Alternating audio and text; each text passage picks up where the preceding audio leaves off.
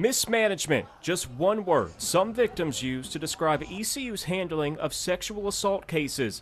Grace Turner says she was assaulted while at ECU as a student. One of the main reasons I decided to transfer here. After being assaulted, Turner transferred to attend the all-girls school Meredith College in Raleigh.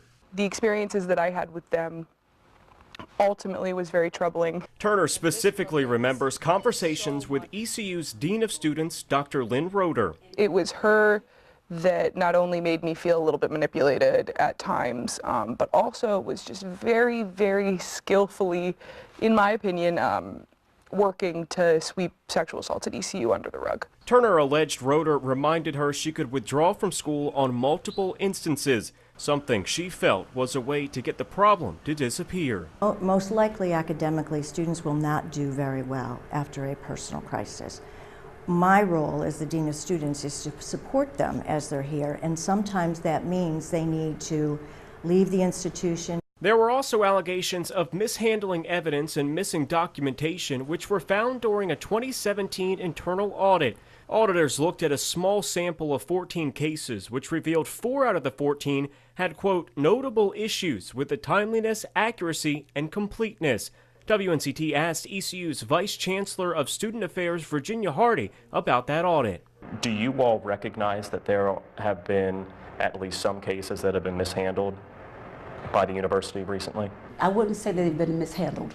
I think that there have been some missteps in the way. None of the outcomes were negatively impacted by those missteps.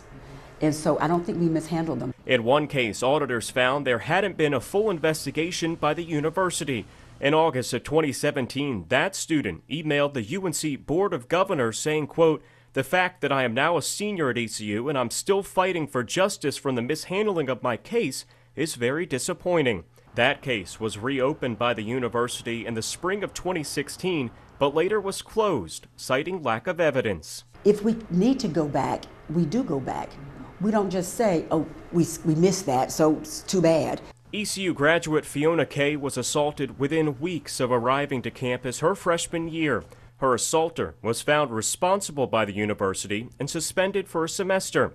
But Kay said she was never notified he was back on campus until she ran into him. They said that they would let me know when he was back on campus, just to kind of, protect myself and keep myself safe. Kay says she threatened to sue ECU for mishandling her case and failing to keep her safe. That was until she received money. Has there ever been a payment to a student who was sexually assaulted on campus? Not to make them go away. We had compensated a student who needed additional support outside of the university, yes. Both Roeder and Hardy said the payment to Kay was very unusual, and in fact the only time either could remember where a payment was made from ECU to a victim of sexual assault. Roeder says the $900 payment ECU made to Kay was for outside medical expenses, but Kay says she accepted that check because she was tired of fighting for justice in her case. He gave me a check and I thought it was fine. I was a broke 19-year-old. I thought that would fix things. How do you respond to paying outside bills for one student, maybe not paying them for all? There are some other specific questions regarding the particulars of that compensation. I'd actually recommend that we talk with legal. Sexual assaults are challenging for universities across the country. For one, the sheer number of complaints filed versus the number of students eventually found responsible. From 2014 to 2016, NC State had 14 sexual assault investigations, with 7 being found responsible. During that same time period at ECU, 23 sexual assault investigations took place, with 11 students being found responsible. We're going to be very transparent. Tell us if you think this can work. Reporting in Greenville, Josh Birch, 9 on your side.